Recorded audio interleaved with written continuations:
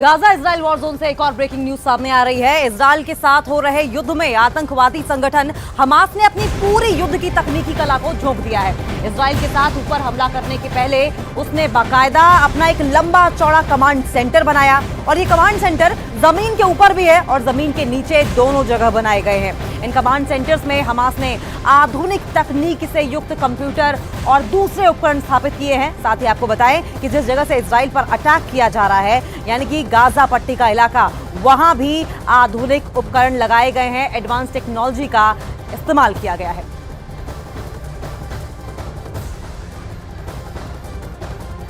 तो war front से आपको लगातार अपडेट दे रहे हैं और ऐसे में आपको बताएं कि इजराइल अग्रेसिव होकर अब गाजा पट्टी पर अटैक कर रहा है। हमास के जो मिलिटेंट्स हैं उन्हें निशाना बना रहा है और आपको तस्वीरें हम दिखाएंगे लगातार किस तरीके से विध्वंस की तस्वीरें लगातार वॉर जोन से निकलकर सामने आ रही है। बैटल ग्राउंड में कोहराम मचा पड़ा है और इस बीच नरसंहार की भी तस्वीरें हम देख रहे हैं। तस्वीरें ये दो देखिए, एक तस्वीर में आप देख सकते हैं कि गाजा पट्टी में बिजली नहीं है, वहां का आसमान तभी जगमग उठता है जब वहां इजराइल से अटैक होता है या फिर कोई बड़ा ब्लास्ट होता है।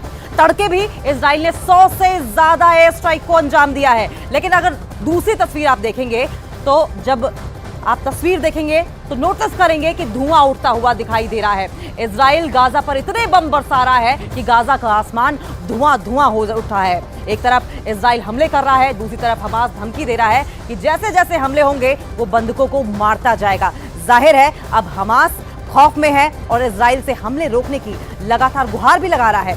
इजराइल के मीडिया के मुताबिक हमास में मरने वालों की संख्या 900 से ज्यादा हो गई है, जबकि 2600 से ज्यादा लोग घायल भी हुए हैं। वहीं गाजा के स्वास्थ्य मंत्रालय ने कहा है कि इजरायली हवाई हमलों में 687 फिलिस्तीनी मारे गए हैं और 3726 लोग भी घायल हुए हैं। तो ये दो तस्वीरें आपकी टीवी स्क्रीन पर देखिए किस तरीके से हवाई हमलों से लगातार दहलता हुआ नजर आ रहा है गाजा। एयर स्ट्राइक लगातार इजराइल की ओर से की जा रही है और साफ तौर पर इजरायली मिलिट्री स्पोक्स पर्सन की ओर से ये बात साफ कर दी गई है कि अब जो ये अटैक हैं, ये ऑपरेशंस हैं, वो और ज्यादा अग्रेसिव होंगे, यानी कि और ज्यादा डेंजरस होंगे, और ज्यादा तबाही होगी, और ज्यादा कोहराम मचेगा और ज्यादा लोग इसमें मारे जाएंगे और ये जो युद्ध है वो लंबा खींचेगा।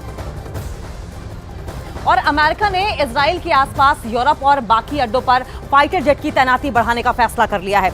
इजराइल पर कोई हवाई हमला ना कर पाए इसके लिए अमेरिका ने पूरा जोर लगा दिया है। इजराइल के हवाई अड्डे भी लगातार एक्टिव है और अब अमेरिका की वायुसेना का पहुंचना इजराइल को जाहिर है एक बड़ी और नई ताकत देगा।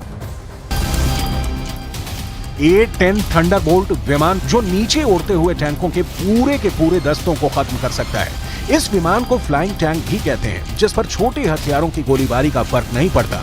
इसके अलावा अमेरिका के F-15 से लेकर F-16 लड़ाकू विमान भी हैं।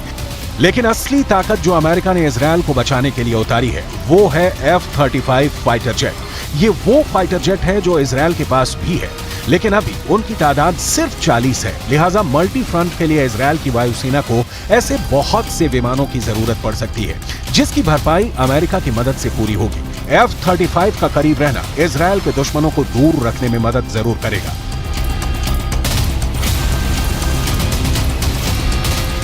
ये आपके सामने दुनिया का सबसे खतरनाक, सबसे डेंजरस फाइटर जेट F-35 है। ये 5th generation multi role combat aircraft भी है। इस एक लड़ाकू विमान की कीमत 1000 करोड़ रुपए के करीब है। ये अमेरिका का सबसे महंगा फाइटर प्लेन है। ये एक स्टेल्थ फाइटर जेट, जी हाँ, ये एक स्टेल्थ फाइटर जेट है, जिसका साफ तौर पर मतलब हुआ ये कि रेडार इसे ट्रैक नहीं कर पाएगा, जो रेडार की पकड़ में नहीं आएगा। और इसकी बॉडी पर एक खास किस्म की कोटिंग होती है जो कि रेडार तरंगों को एब्जॉर्ब कर लेता है, सोख लेता है। और इसके अलावा इस फाइटर जेट का रेडार, एवियोनिक्स और सभी सेंसर जो हैं वो बहुत मजबूत होते हैं और इसी वजह से ये दूर से खतरे को सेंस कर लेता है। लेकिन इसके अलावा इसकी क्या खासियत है?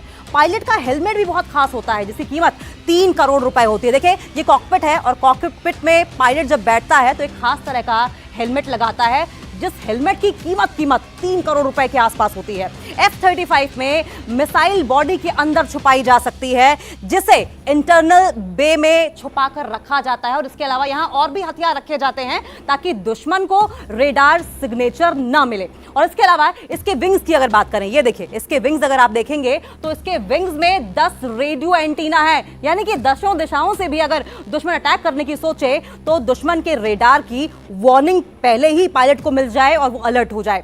F-35 का कंप्यूटर सिस्टम की अगर हम बात करेंगे तो इसका जो कंप्यूटर सिस्टम है वो हैक प्रूफ है, यानी कि इस पर दुश्मन निगाह नहीं डाल सकता, इसे हैक नहीं कर सकता, जिस पर दुश्मन इलेक्ट्रॉनिक अटैक नहीं कर सकता, यानी कि ये हैक नहीं किया जा सकता है, किसी भी तरीके से कंट्रोल नहीं किया जा सकता है। इसकी अधिकतम अगर रफ्तार की बात करें तो 2000 किलोमीटर की इसकी रफ्तार है पर आवर की, यानी कि अंदाजा लगा सकते हैं कि कहते हैं कि बिजली की रफ्तार से ये आगे बढ़ता है और ये 50,000 फीट की ऊंचाई तक उड़ सकता है।